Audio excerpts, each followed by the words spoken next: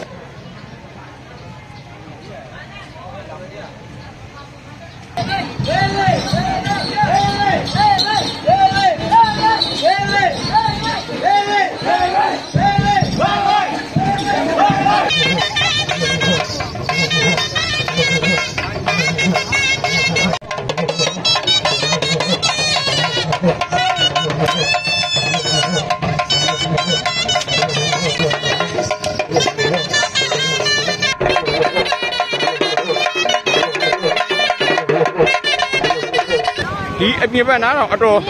ပူပူဝဲလူတော့အကင်မြုပ်သွားနိုင်တယ်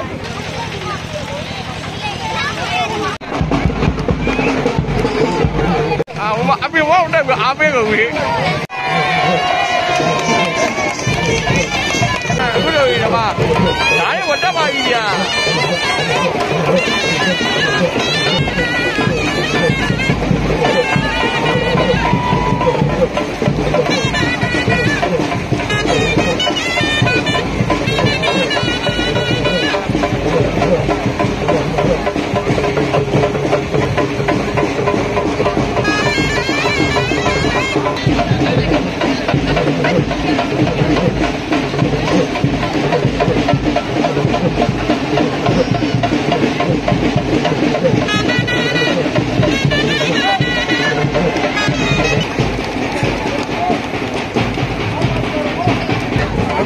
မိသွားနေပါကြီး